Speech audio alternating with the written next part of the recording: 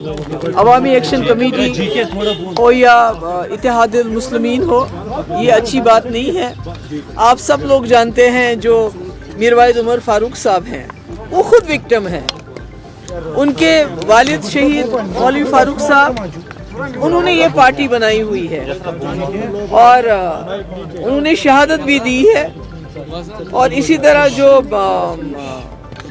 मसरूर अंसारी साहब हैं, ये सारी एक सोशो पॉलिटिकल ऑर्गेनाइजेशंस हैं। तो मुझे एक चीज़ समझ नहीं आती कि एक तरफ से गवर्नमेंट ऑफ इंडिया ये समझती है उमर फारूक साहब की नज़ाकत को, और जिसकी वजह से उन्होंने उनको Z+ कैटेगरी की सिक्योरिटी दी है एक तरफ से, दूसरी तरफ से उनकी पार्टी को बैन कर दी है। ये बात मेरी समझ से कोसों दूर है कि आखिर ये जो मस्कुलर पॉलिसी है ये कब तक चलाएंगे। या तो ऐसा है कि ये मौलवी उमर फारूक साहब हो या जो ये दूसरी जमात है इत्तेहादुल मुस्लिमीन अंसारी साहब हो, या तो गवर्नमेंट ऑफ इंडिया इनको ब्लैकमेल कर रही है किसी चीज़ के लिए कि आप ऐसा करो, आप ऐसा करो।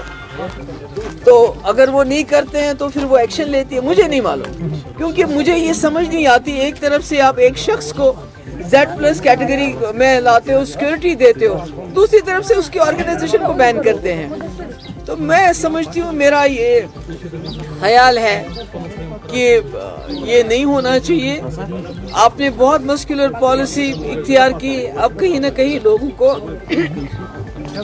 हीलिंग टच की ज़रूरत है, नरमी की ज़रूरत है।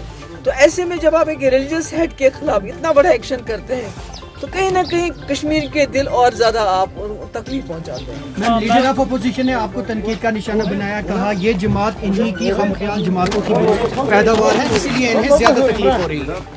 ये देखिए ना, लीडर ऑफ अपोजिशन से ये पूछना चाहिए कि आपकी सरकार ने अभी उनको Z कैटेगरी की सिक्योरिटी दी है, वो क्यों दी है अगर उनको खतरा नहीं है? इसका मतलब है कि वो विक्टिम है, उनके वालिद ने शहादत दी है मौलवी फारूक साहब ने, और आज उसी वजह से मीरवाइज उमर फारूक को Z+ कैटेगरी दी गई है ताकि खुदा ना खास्ता उनके साथ कोई गलत काम ना हो, कोई बुरा ना हो। अगर वो एंटी नेशनल होते तो फिर सिक्योरिटी तो नहीं देते ना। मैम, इमोशनल हो गई आप, क्या वजह है कि आप इमोशनल हो? आपके आप नहीं, देखिए, नहीं इमोशनल की बात नहीं है। मैं समझती हूँ कि जो इस वक्त जम्मू कश्मीर में हो रहा है, मतलब कि आप एक रहनुमा जिसके वालिद ने कुर्बानी दी, इतनी बड़ी कुर्बानी दी है, आप उसकी पार्टी को बैन करते हो किस वजह से? और अफसोस तो ये है कि जो यहाँ चुनी हुई सरकार आई, जिससे लोगों को उम्मीद थी कि कहीं ना कहीं हमारा बचाव होगा, तो उसका तो उल्टा हो रहा है।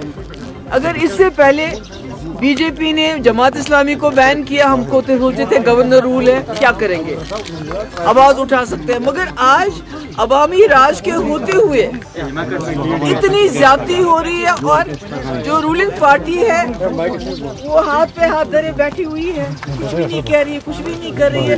तो उससे मुझे लगता है कि और ज्यादा जो है ये मामला और ज्यादा संजीदा होता जा रहा है, और कहीं ना कहीं इस किस्म के एक्शन जो पहले हमें लगते थे एबनॉर्मल है, गलत है, आज कहीं ना कहीं जो रूलिंग पार्टी की खामोशी की वजह से, चुप्पी की वजह से लगता है ये तो नॉर्मल है, ये तो सब ठीक है।